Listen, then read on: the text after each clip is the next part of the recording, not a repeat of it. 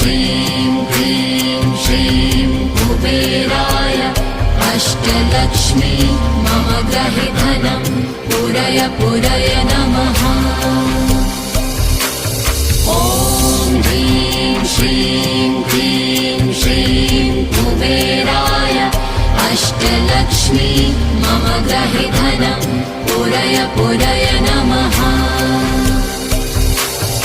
ॐ ह्रीं श्रीं क्लीं श्रीं कुबेराय अष्टलक्ष्मी मम गृहे धनं पूरय पूरय नमः।